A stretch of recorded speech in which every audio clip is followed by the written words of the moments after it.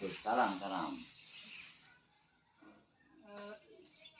Perkenalkan, nama saya Ahmad Faisal Hakim, mahasiswa dari Winsuska, Pak, perwakilan dari Winsuska.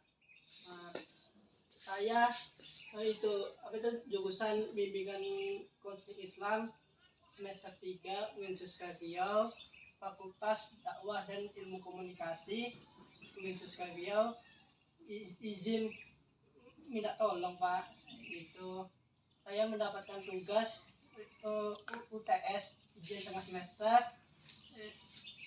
yang mana tugas tersebut itu saya dan kelompok saya kelompok pertama itu Pak, kelompok pertama itu mendapatkan tugas wawancara tentang adat Minang yang bertemakan adat istiadat, perkawinan, lamaran, kematian, dan sopan santun atau tata krama. Saya izin minta wawancaranya sebentar, Pak. Boleh ya? Boleh. Ahmad Faisal tadi ya? Iya, Pak. Jadi yang pertama-tama ini mata kuliahnya konseling lintas budaya. Nama dosen pengampunya itu Ibu Elmirawati MPD. Itu mengamanahkan saya tugas wawancara tersebut, Pak. Jadi yang tema-temanya itu bagaimana adat istiadat Minang di sini, Pak, yang sekarang. Sekarang ya. Iya. Oke, terima kasih Adik Faisal. Jadi mudah-mudahan Bapak bisa menjawab sesuai dengan permintaan. Mudah-mudahan bisa jadi bekal untuk menambah ilmu di UIN. Amin. Dan titip pesan kepada dosen pembina nanti kan. Mudah-mudahan dalam komunikasi belajar, mudah-mudahan dimudahkan oleh Allah Subhanahu wa Ta'ala. Ya, yang pertama di daerah sini ini turunnya dari Pagaruyung Sumatera Barat, sama dengan saya sana, bersuku-suku. Kalau di Arab itu namanya kafilah. Ada Bani Quraidah, Bani Kusoi, banyak. Dan di sini ada suku pertama adalah suku Melayu Tokmajo. Ada 4, Melayu Bendang, Melayu Polokoto, Melayu Nan Ompek ada 4. Kemudian disusul oleh Petapang ada 2, Petapang basah dengan Petapang ulak. Terus kemudian disusul suku Paliang, suku Domo, terus kemudian suku Mendeling. Kok totalnya ada 9 suku. Jadi masing-masing suku itu dikepalai oleh seorang ketua suku, namanya Datuk Godang Kenegerian. Jadi kalau untuk suku Melayu, nenek mamanya itu gelarnya Datuk Marajo. Kalau Melayu Polokoto, Datuk Tanaro. Kalau Mandailing, Datuk Senaro. Kalau Melayu Bendang, Majo Semajo. Jadi untuk yang di Petapang ada 2, yang satu Datuk Jolilo, yang kedua Datuk Godang, yang Petapang berikutnya. Setelah itu baru ke Datuk suku Domo, itu diketuai oleh Datuk Padukotuan. Kalau untuk Melayu Nanompek, Datuk Mahudum. Kalau yang Paliang itu datuknya Datuk Temenggung. Jadi itu semuanya. Jadi dalam suku di sini perannya masing-masing suku itu sudah ada. Datuk Godang Kenegeri, Mamak Kampung, kemudian dibantu oleh Dubalang itu penggerak masyarakatnya di dalam suku itu. Kalau Malen tugasnya menyelesaikan tugas-tugas di dalam rumah tangga ketika mendoa, ketika ada berunding acara nikah kawin, lamaran, tingkat kematian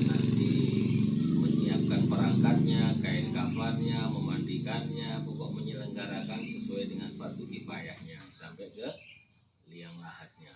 Itu tugas malin di dalam suku masing-masing. Jadi tidak perlu lagi mencari orang-orang karena di suku sudah ditanam tugas-tugas. Kalau mamanya itu tugasnya mengatur kemenakan supaya taat dengan peraturan. Tentunya tentu tidak lari daripada hukum-hukum Al-Quran. Karena adatnya di sini adalah adat bersendi sarak, sarak bersendi kitabullah. Artinya sarak itu sendinya sarak adat itu. Sarak itu peraturan. Nah, peraturan tentu nukil dari kitabnya Allah, yaitu Al-Quran yang sebanyak 30 juz. Nah, itu kalau yang di filosofinya, dasarnya adat tadi. Tapi tidak 100% ngikut, kadang karena dipengaruhi adat, tetapi tidak terlalu jauh daripada perintah daripada Allah SWT. Yang kedua, adat istiadat ini hanyalah kesepakatan bersama masyarakat. Akhirnya ditransfer ke daerah masing-masing, tentu akan berbeda dengan yang dari pertamanya, karena sesuai adat istiadat masyarakat setempat, desa A, desa B, C, D itu masing-masing sedikit tapi bedanya. Tapi di dalam komunikasi adat memakai petatah petitih. Nah, kalau bahasa nasionalnya itu pakai sindiran dengan pantun. Umpamanya menyuruh makan itu pakai petatah petitih. Itu seperti sopan Itu santun. termasuk ya sopan santun lah. Sopan santun, petatah petitih, ngomong menyuruh makan, pakai pantun, pai ke Padang, singgah di rumah Pak Sahri. Kalau dulu dihidang, hari ini bapak-bapak ibu ngambil sendiri-sendiri karena nggak ditaruh di depan masing-masing. Itulah dari contoh kecil daripada bahasa pantun atau petatah petitihnya masyarakat sini. Jadi itu adat ada beberapa kriteria di adat istiadat. Nanti sebelum kita melangkah ke budaya lamaran dan budaya nikah kan, Iya, Pak. ini jadi kita biasanya lamaran dulu baru prosesi akad nikah. Kalau akad nikah dulu belum lamaran gimana? Gitu ya. Nah, dari situ nanti setiap orang pendatang untuk memudahkan budaya itu tetap berkolaborasi dengan masyarakat tempatan, Iya, Pak. dia harus mengambil suku. Iya. Baik di suku adat, suku sini mirip-mirip. Kalau datang dari tanah seberang, dari Jogja ke sini, mau beristri di sini harus ngambil suku dulu supaya ada wakil kita di sini. Siapa wakilnya? Mama ketika dia ngambil suku. Kalau sukunya di Petapang ya Mama Ajo Mangkuto nanti yang ngundeng-undeng itu. Itu istilahnya sekilas untuk budaya adat istiadat sarak bersendi kitabullah tadi. Tidak jauh, artinya lari dari kitabullah, dari Al-Quran itu sumbernya dari situ semua. Cuman kadang-kadang manusianya melaksanakannya itu bolong-bolong, tidak 100% bisa dipakai untuk para pendahulu kita dengan generasi berikutnya. Karena apa? Adat tidak sama dengan Al-Quran, Iya, Pak. tidak sama dengan hadis Nabi. Tentangan gitu. Nah, kalau Al-Quran memang dijaga Allah, tertulis, karena Al-Quran turunnya hanya suara tok. Artinya hanya suara lewat malaikat Jibril, nggak ada tulisannya. Yang nulis itu ya para pembantu Nabi Muhammad.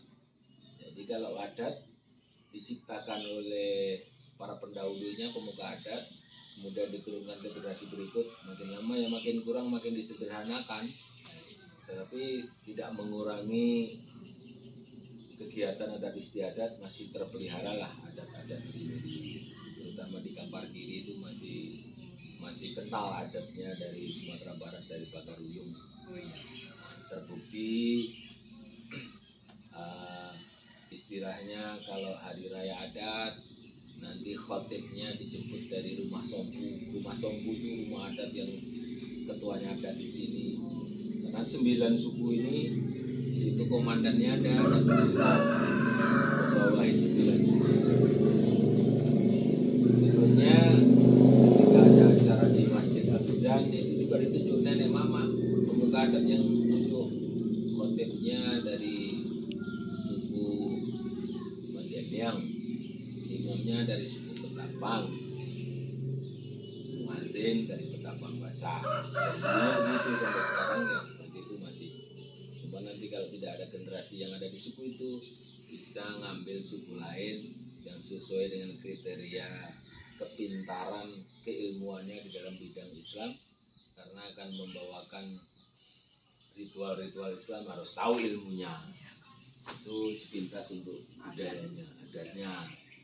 Karena di sini kalau di Islam kawin ada aturan di Al-Quran, tidak semuanya dipakai. Di sini satu suku tidak boleh. Kalau di Al-Quran kan hanya satu susu ibu yang nggak boleh, yang itu yang agak bertentangan sedikit. Tetapi karena kesepakatan adat tadi berjalanlah sampai sekarang. Kalau kawin di suku tidak boleh hidup di lingkungan sini, harus pindah. Itu sanksi daripada adat. Kalau bahasa adatnya dibuang ke luah tak besawok, artinya dibuang ke jurang yang nggak ada sampahnya, diantar ke bukit yang tak ada angin, ke bukit yang tak buangin. Nah, itu adalah sanksi orang yang melanggar adat pernikahan satu suku. Nah, sekaligus nanti kalau malam takbir biasanya kan dikunjungi masing-masing suku ke rumah-rumah, melantunkan kalimat takbir, Allahu Akbar, kalimat tahmid, kalimat tasbih, Allahu Akbar, walillahil hamd. Nah, itu nanti malam takbiran Idul Fitri diantar ke rumah-rumah masing-masing suku, membawakan takbir, baca doa, kirim Fatihah leluhur yang di rumah itu yang sudah berpulang ke rahmatullah. Dasarnya apa? Dasarnya alam barzah dengan alam akhirat beda. Kalau alam barzah perlu bantuan manusia yang masih hidup, makanya ada tradisi di sini ini kalau sudah meninggal diselamati, dikirim doa, disedekahkan kepada yang hidup, pahalanya kepada si fulan yang di almarhum. Karena dinukil dari para kitab ulama dulu bahwasanya ketika ulama tidur mimpi si syekh itu di kuburan di alam barzah nggak ikut berebut paket doa. Kita kan ada ini yang sholat minal muslimin wal mu'minin, muslimat wal mu'minin, benar tuh kirim doa itu paket, itu rebutan. Syekh tadi nggak rebutan. Kenapa ya Syekh nggak rebutan? Saya sudah dikirimi anak saya. Siapa nama anaknya? Si Bakol di Kufah, Irak. Begitu bangun mimpi, besoknya dicari di pasar, ketemu Bakol. Kamu anak si Syekh Fulan itu ya? Iya. Kenapa? Kamu kirim apa orang tuamu? Saya kirim surat Yasin tiap malam Jumat, Pak. Oh, berarti sesuai dengan mimpinya dia. Nah, itulah dijadikan dalil tradisi kita di sini, kirim doa bahwasanya sampai. Itu makanya terjadi setiap hari meninggal itu doa 3 hari berturut-turut baca Yasin, 7 hari, 40 dan seterusnya per 1 tahun sekali. Itu sepintas budaya yang ada di sini. Dan sekarang ini karena banyak yang Islam baru datang menyalah-nyalahkan. Itu katanya bid'ah, bid'ah itu dolalah itu finar katanya. Bid'ah itu masa Nabi nggak dibuat, terus dibuat sekarang. Padahal Nabi udah ngomong, setelah saya nggak ada, ulama penerus saya. Nabi yang ngomong kok, al-anbiya, al-ulama warasatul anbiya. Ulama itu pewaris Nabi. Banyak generasinya Abu Hanifah, Imam Syafi'i, Imam Maliki, Imam Hanafi, itulah pembawa-pembawa ilmu dari Rasulullah yang menjelaskan kepada umatnya. Karena beda-beda suku, seluruh dunia itu beda agama, beda suku, beda bahasa, tentu disesuaikan dengan konteksnya masa itu. Jadi di Indonesia itu alhamdulillah sukunya dari dulu sudah beradat Jadi tinggal Islamnya masuk disesuaikan dengan kultur, dirubah-rubah sedikit, tetapi kalimat tauhid la ilaha illallah sama. Karena apa? Orang kafir 70 tahun mengucapkan kalimat la ilaha illallah masuk Islam. Nah sekarang orang tahlilan la ilaha illallah la ilaha dibilang kafir. Kan kebalik. Iya. Orang 70 itu kafir, 70 tahun. Tahu-tahu sekarang orang tahlilan kafir. Orang 70 tahun itu mengucapkan la ilaha sekali, dosanya hapus semua, masuk Islam. Asyhadu an la ilaha illallah wa asyhadu anna muhammadar rasulullah. Ya sekarang dibilang kafir orang tahlilan. Padahal tahlilan itu kan kalimat bahasa dari dalam ilmu nahwu, ilmu tasrif, hailala yuhaililu tahlilan. Nah, hailala itu sudah baca la ilaha illallah, yuhaililu sedang baca la ilaha illallah, tahlilan yang membaca aslinya fi'il madhi, fi'il mudhari', fi'il amar. Nah, di situ itu. Orang kan kurang memahami bahasa Arab, jadi menyalahkan tapi nggak punya dasar. Iya. Yang disalahkan juga nggak pernah ngaji, dia nggak bisa jawab. Salah sama salah ya. Nah, artinya salahnya sini masih mengucapkan la ilaha illallah, salahnya sana. Nah, itu supaya kita ngerti kan, supaya jadi budaya 3 hari berturut-turut, 7 hari, 40 hari, dalilnya itulah. Dalilnya daripada ilmu para ulama dulu yang pengarang kitab. Kalau ulama sekarang kan jarang ngarang kitab. Iya. Paling anak-anak mahasiswa bikin skripsi. Itu pun jiplak sana, jiplak sini ya. Kalau ulama itu, mimpinya ulama itu 40 nubuah. Kalau nabi, wahyu dari Allah ke nabi. Kalau ulama bukan wahyu, namanya ilham, lewat mimpi.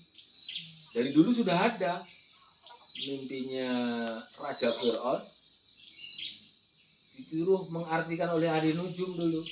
Saya punya mimpi begini. Wah, itu nanti rajamu mau dihancurkan oleh orang Yahudi. Akhirnya Nabi Musa dikirim Allah lewat sungai Nil, tambah dibolo sama dia dipelihara Raja Fir'aun. Akhirnya lawannya dia. Artinya apa? Itu juga dari mimpi. Artinya mimpi tidak semuanya salah. Itu bisa untuk itulah yang di mimpinya ulama dengan Allah dibukukan oleh ulama di kitab-kitab.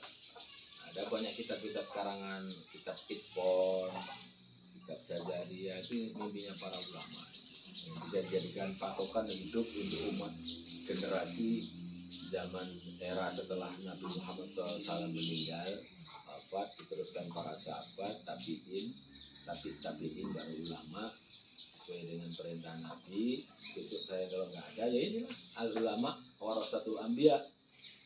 Kalau nggak mau pendapat ulama langsung Quran hadis, siapa yang nerangkan nanti? Iya.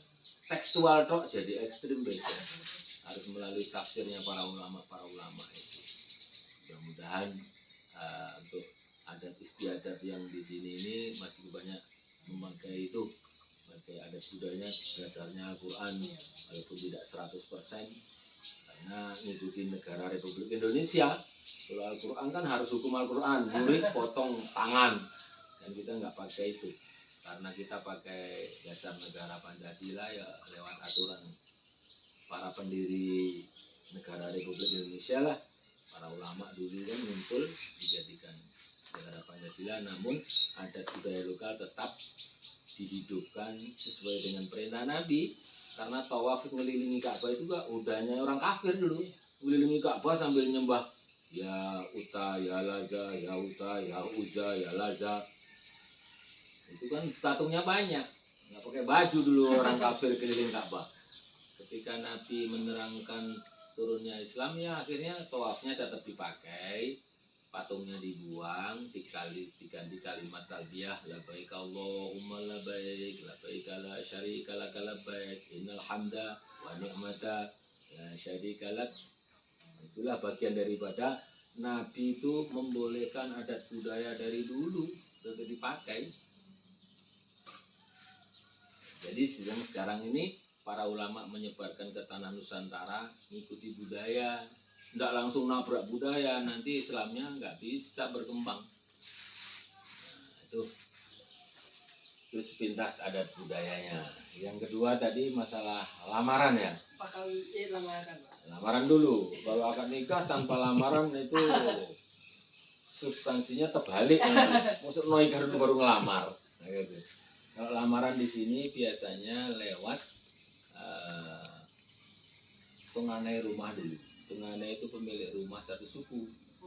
Lewat pamannya suku, nanti disampaikan dalam rapat, disampaikan kepada tunganai bahwasanya mau ada orang datang ke rumah, kalau bahasa nasional mau melamar lah, mau melamar, tentu diterangkan dari Bani apa kalau di Arab itu, dari Bani Quraidah, Bani Kusoyi, Bani Hasim, banyak bani-bani di sana. Kalau di sini dari Bani Domo atau suku Domo, suku Melayu, satu suku enggak gitu. Kalau enggak satu suku boleh, asal kalau bahasa adatnya yang melamar tadi ke negeri Lataulang, artinya terulang itu kalau tempat kerja itu udah bisa dinafkahi lah, jauh kerja bisa dijalani dengan alat yang ada, kemampuan untuk menafkahi sudah ada. Setelah lamaran itu nanti antara yang melamar sukunya apa, yang dilamar sukunya apa, mama ketemu mama itu membicarakan pernikahan selanjutnya. Karena di sini yang penting tidak satu suku. Iya. Kalau satu suku itu memang dilarang oleh adat istiadat karena kesepakatan pemegang adat dulunya seperti itu dan diteruskan terus sampai keturunan sampai sekarang. Lamarannya seperti itu. Nah itu habis lamaran ini tentu habis lamaran nanti pesta. Nah, pesta adat itu di sini ada empat pertemuan menikah itu. Pesta nikah itu ada 4 pertemuan. Pertemuan nanti tenganai rumah, yang pemilik rumah ini mengundang satu suku, satu rumah, nggak boleh suku lain. Nah disampaikan begitu, sampaikanlah hajatnya tadi, keperluannya tadi kepada suku di rumah tersebut, bahwasanya si fulan anak di rumah ini perempuan dilamar sama si fulan dari suku Domo umpamanya, dari kemenakannya Datuk Mama Naromudo, kalau di Domo Naromudo. Oh iyalah, jadi disampaikan dengan pepatah adatnya kan, karena di situ bentuk sederhana kalimatnya sindiran. Yang datang itu ini yang mau ngelamar orang miskin, yang dilamar juga orang miskin. Kalau bahasa adatnya yang datang kerbau kurus yang datang. Yang menerima guntande, artinya gurun yang enggak ada tanamannya. Jadi posisinya ya sama-sama enggak ada lah. Karena kita tahu sih asal usul manusia, fal yang luril insanin mimma khuliq mimma intafik yakhruju min baini sulbi wat taraif. Kita lahir dulu itu dalam bahasa Al-Quran tanpa sehelai benang. Udah keren juga, udah diciptakan sama Romai Rama dulu nyanyi itu. Ngambil dari situ Roma itu juga. Fal yang luril insanin mimma khuliq. Kita semua lahir kan tanpa sehelai benang. Kemudian besar usaha menjadi kita menjadi punya harta, tapi manusia lupa biasanya, terus sombong. Artinya balik lagi ke topik, setelah adanya lamaran selesai baru lari ke pernikahan secara adat. Ada 5, ada 4 pertemuan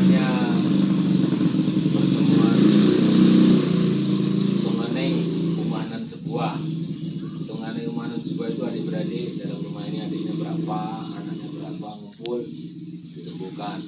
Yang kedua baru manggil Mama Limbago. Mama Limbago itu semondo orang belakang, disampaikan ini anaknya dilamar, mau pesta ini tanggal ini, bulan ini.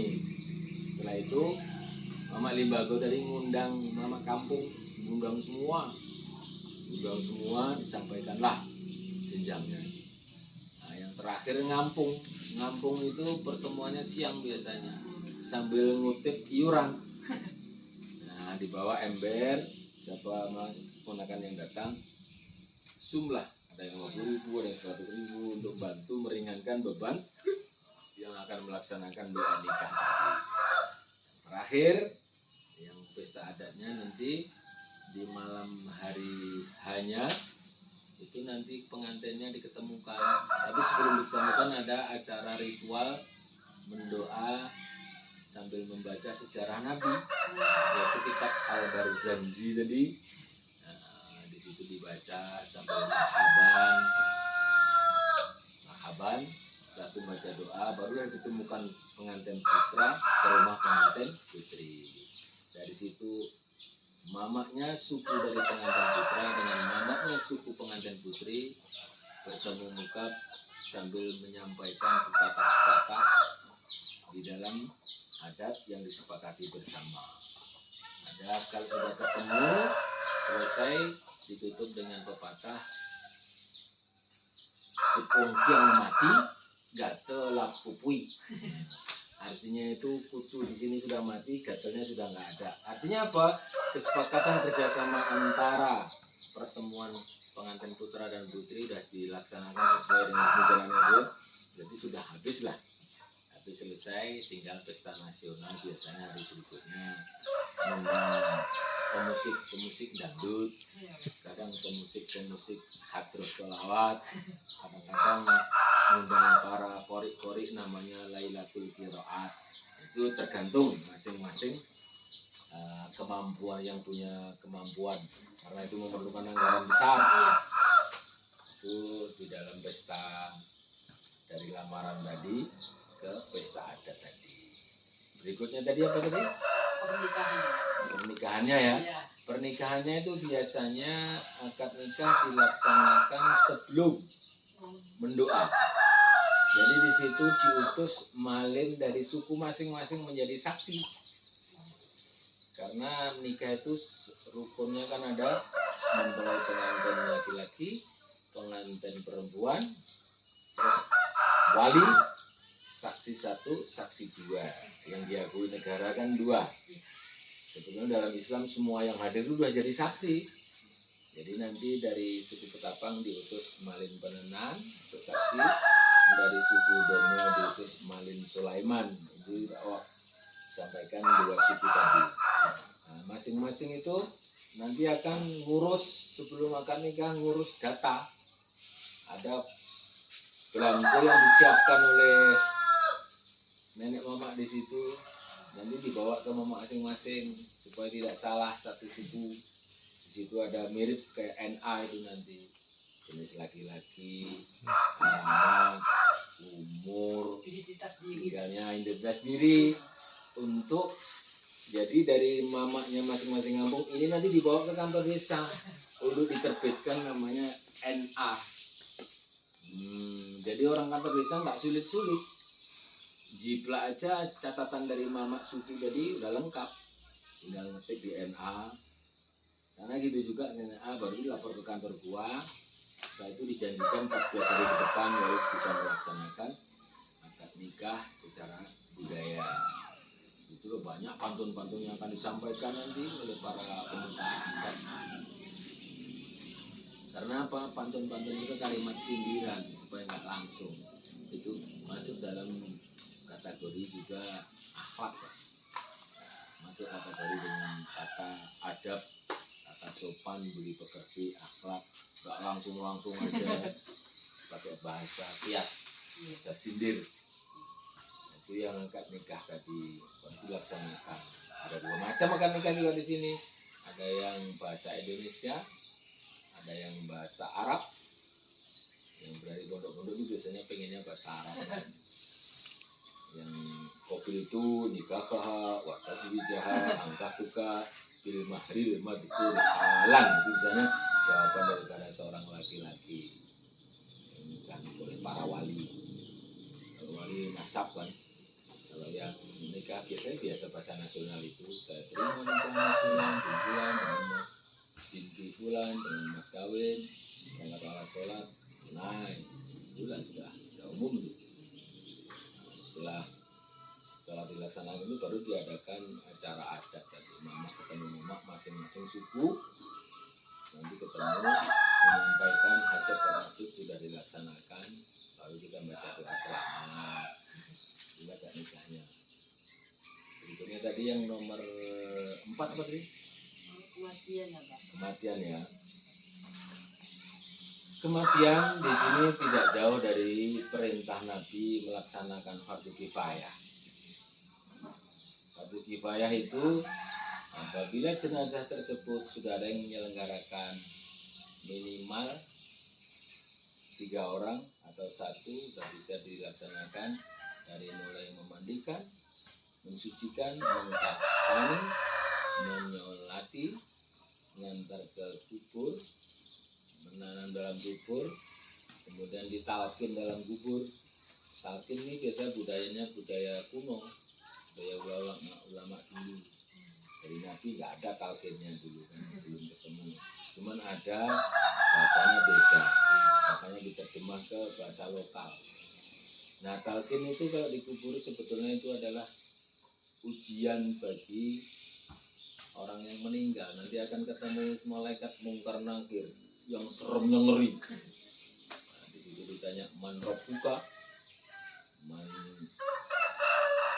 nabiyuka, siapa Tuhanmu, siapa nabimu, siapa imammu, imamnya Al-Quran, siapa saudaramu, saudaramu ya orang muslim. Jadi lengkap itu untuk membimbing yang orang layak di penghantar jenazah tadi, sekaligus iktibar untuk memberi peringatan kepada kita yang hidup. Kalau yang meninggal ya nggak tahu. Meninggal itu amal masing-masing ya. Amalnya bagus, diterima, tobatnya diterima, ya insya Allah aman ketemu malaikat mungkar nakir. Makanya di dalam apa itu kitabullah dalam Al-Quran itu, barang siapa yang hafal surat Al-Mulk, tabarokalladzi biyadihil mulku wa huwa ala kulli syai'in qadir, insya Allah nanti bebas pertanyaan dalam kubur. Kenapa? Ada kalam Allah dalam diri manusia tadi. Kalau mau mukul orang itu karena dosa, ada kalamnya Allah. Pelindung. Nah, ada pelindungnya, makanya malaikat bingung. Ya Allah gimana ini? Kenapa? Ada kalamu di dalam dia, nggak usah disiksa kalau ada kalamu. Enggak, kamu berani. Itu bagian daripada adat bersendi syarak sendi kitabullah. Itulah yang untuk apa itu? Untuk di bab kematian. Karena di dalam Al-Quran di surat As-Sajdah itu kan, Rabbana absorna farji'na, orang begitu, na'mal solihah inna al-muqinu. Artinya itu tangisan orang dalam kubur digambarkan dalam Al-Quran. Rabbana absorna, ya Allah, saya melihat, mendengar neraka itu panas ya Allah.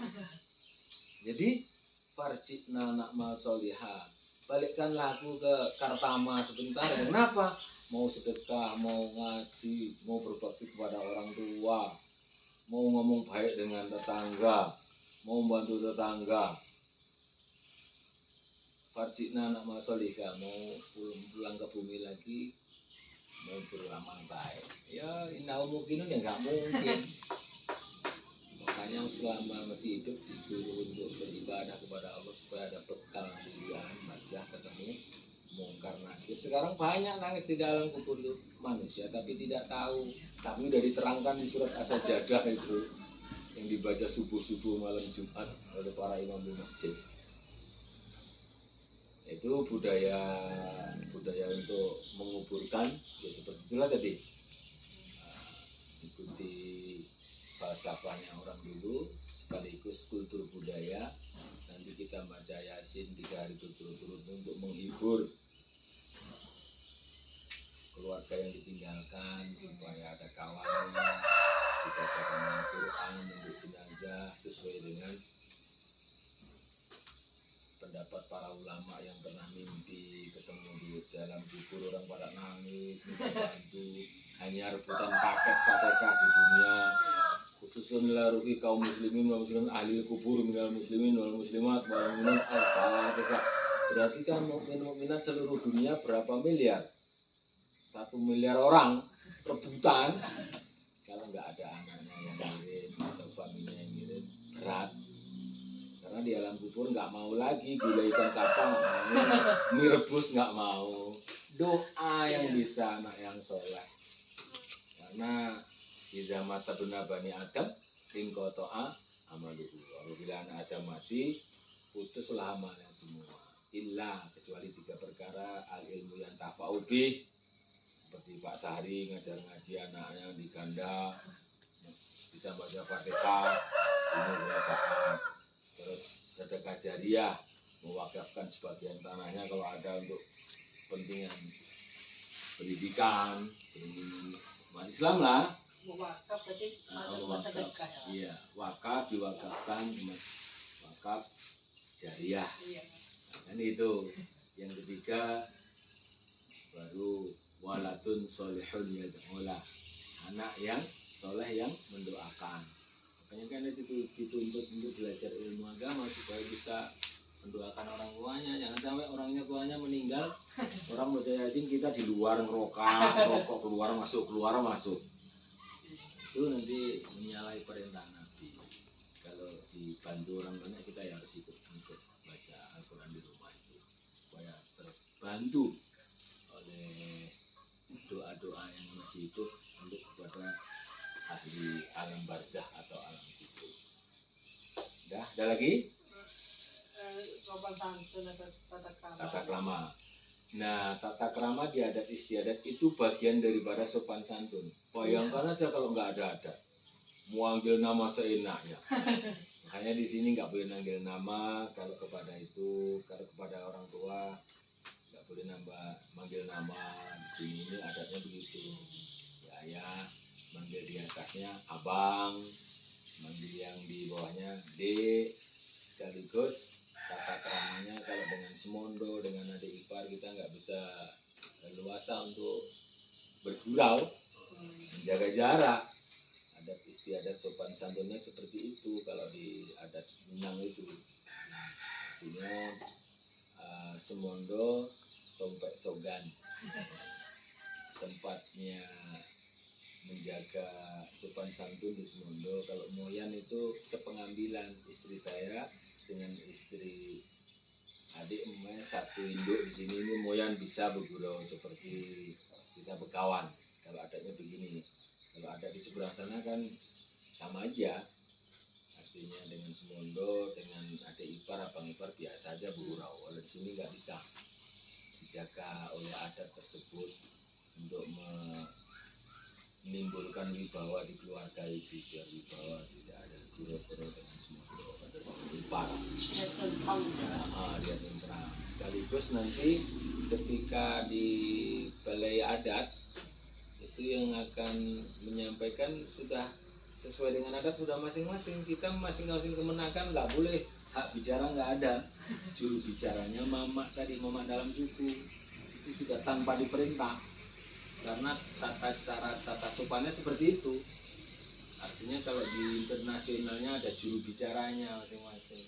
Mama itu juru bicara, kalau dubalang itu tukang manggil orang ke rumah, kalau malin tukang melaksanakan, itu sudah dipanggil dengan sopan santun yang ada, dengan kalimat yang baik.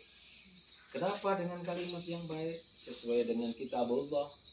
Ketika Nabi Musa mau ketemu Raja Fir'aun, diingatkan oleh Allah dalam Al-Quran, Musa, kamu datangi Fir'aun dengan kalimat yang bagus supaya dia lunak hatinya. Nggak boleh, walaupun beda aliran, beda agama, beda suku, nyuruhnya sembarangan dengan kalimat kasar, nggak boleh. Itulah yang diambil untuk tata krama di sini. Memang tidak lari dengan Al-Quran, perintahnya Allah Musa untuk jumpai Fir'aun dengan kalimat yang baik itu ada dalam Al-Quran. Supaya apa? Adat bersih syarak bersih di kitabullah mengalir kepada kehidupan masyarakat adat. Patokannya di situ. Yang terakhir adat tadi ya.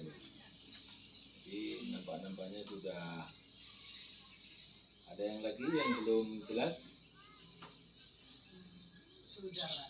Sudah ya, karena dari susunan acara tadi, dari adat istiadat, lamaran, terus pernikahan, kematian, terus sopan santun di dalam budaya itu sudah terangkum, insya Allah. Tetapi balik lagi, semua itu kan pekerjaan manusia. Manusia itu di dalam labelnya makhalul khotok wan nisyan, tempat lupa, tempat salah. Karena doktrinnya Nabi Adam turun dari surga diganggu iblis, karena iblis kan ngerayunya mencatut nama Allah. Demi Allah, Dam, tumbuhan di surga ini dulu yang dilarang, sekarang sudah ada amandemen. Pohon kuldi itu sudah boleh dimakan, Dam. Karena dengar nama Allah, Dam tentu ya semangat. Iya, dimakan. Akhirnya Allah datang, Dam, karena kamu melanggar hukum, masuk buah-buahan ratusan saya suruh makan, hanya satu saya larang kamu langgar. Gimana Allah? Ada makhluk Allah yang mencatut nama Anda. Demi Allah, katanya peraturannya sudah ganti, saya langgar.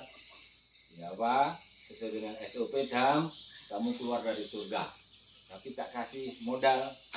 Fatalako adamu mirabbi. Kasih modal apa? Rabbana zolamna angfusana wa illam taghfir lana wa tarhamna lanakunanna minal khasirin. Kamu baca ini nanti tak ampuni dosanya. Iblis nggak dikasih modal, keluar gitu aja diusir, makanya iblis jadi musuh nyata bagi manusia. Itulah sekelumit sejarah adat istiadat sekaligus cuplikan hubungannya dengan kitabullah, dengan Al-Quran tadi. Dengan agama ya. Dengan agama lah, kitabullah jelas agamanya Al-Quran.